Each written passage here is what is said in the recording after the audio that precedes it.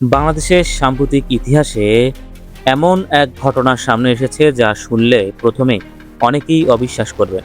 কোনো রাজনৈতিক আন্দোলন নয়, কোনো সামরিক উত্তেজনাও নয়, বরং একটি মহিষকে ঘিরেই তৈরি হয়েছে দেশ জুড়ে আলোচনার ঝড়। ঘটনাটি এমন পর্যায়ে পৌঁছায় যে প্রশাসন, আইন শৃঙ্খলা বাহিনী এবং নীতি নির্ধারকদেরও বিশেষভাবে সক্রিয় হতে হয়। ঘটনার কেন্দ্রবিন্দুতে ছিল নারায়ণগঞ্জের একটি খামারে এক বিরল অ্যালবিনো মহিষ।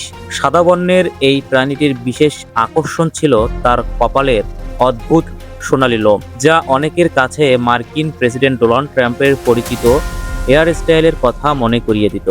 সেই কারণেই খামার মালিকের পরিবারের একজন সদস্য মজা করে মহিষটির নাম রাখেন ডোনাল্ড ট্রাম্প। নামটি দেওয়ার পরপরই সামাজিক যোগাযোগ মাধ্যমে মহিষটির ছবি ও ভিডিও দ্রুত ভাইরাল হয়ে যায়। সাধারণ কৌতূহলের বিষয়টি অল্প সময়ের মধ্যেই দেশীয় সীমানা ছাড়িয়ে আন্তর্জাতিক গণমাধ্যমের নজর কেড়ে নেয়। বিশ্বের বিভিন্ন সংবাদ মাধ্যমে খবর প্রকাশিত হতে থাকে যে বাংলাদেশে ডোনাল্ড ট্রাম্প নামের একটি মহিষ কোরবানির জন্য প্রস্তুত করা হয়েছে। এরপর ঘটনা প্রবাহ নতুন মোড় নেয়। রাজধানীর এক ক্রেতা উল্লেখযোগ্য মূল্যে মহিষটি কিনে নিজ এলাকায় নিয়ে যান।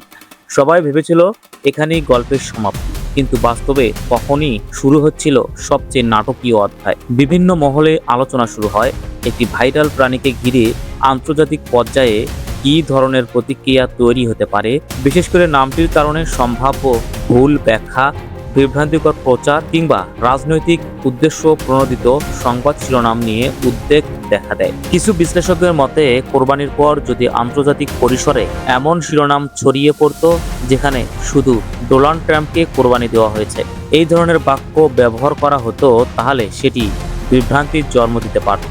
যদিও বাস্তবে বিষয়টি একটি পশুকে ঘিরে, তবুও নামের কারণে সংবাদ উপস্থাপনা নিয়ে নানা জল্পনা শুরু হয়। পরিস্থিতি যখন দ্রুত আলোচনার কেন্দ্রবিন্দুতে পরিণত হয়, তখন প্রশাসনের বিভিন্ন পর্যায়ে বিষয়টি নিয়ে পর্যালোচনা করা হয়। শেষ পর্যন্ত সংশ্লিষ্ট কর্তৃপক্ষ সিদ্ধান্ত নেয় যে মহিষটিকে কোরবানি দেওয়া হবে না। ক্রেতাকে অর্থ ফেরত দেওয়া হয় এবং প্রাণীটিকে সরকারি তত্ত্বাবধানে নিয়ে যাওয়া হয়।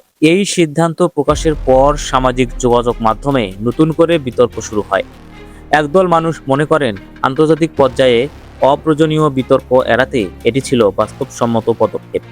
অন্যদিকে অনেকেই প্রশ্ন তোলেন, বৈধভাবে কেনা একটি পশুর ক্ষেত্রে ব্যক্তিগত অধিকার ও ধর্মীয় অনুভূতির বিষয়টি কতটা বিবেচনায় নেওয়া হয়েছে। বর্তমানে আলোচিত মহিষটি সংরক্ষিত অবস্থায় রয়েছে এবং এটি দেখতে অনেক দর্শনার্থী আগ্রহ প্রকাশ করেছেন। ফলে একটি সাধারণ খামারের প্রাণী অল্প সময়ের মধ্যেই জাতীয় আলোচনার কেন্দ্রবিন্দুতে পরিণত হয়েছে। পুরো ঘটনাটি আমাদের একটি গুরুত্বপূর্ণ বাস্তবতা মনে করিয়ে দেয়। ডিজিটাল যুগে কখনো, কিভাবে এবং কোন বিষয়ে আন্তর্জাতিক মনোযোগ আকর্ষণ করবে তা আগে থেকে অনুমান করা কঠিন।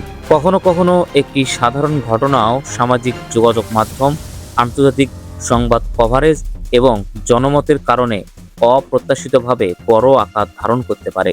আপনার মতে এই ঘটনায় প্রশাসনের সিদ্ধান্ত সঠিক ছিল, নাকি ব্যক্তিগত অধিকারের বিষয়টি বেশি গুরুত্ব পাওয়া উচিত ছিল? আপনার মতামত জানাতে পারেন মন্তব্যে। আর এমন ব্যতিক্রমী ও আলোচিত ঘটনা নিয়ে নিয়মিত বিশ্লেষণ পেতে চ্যানেলটিকে সাবস্ক্রাইব করতে ভুলবেন না। ধন্যবাদ।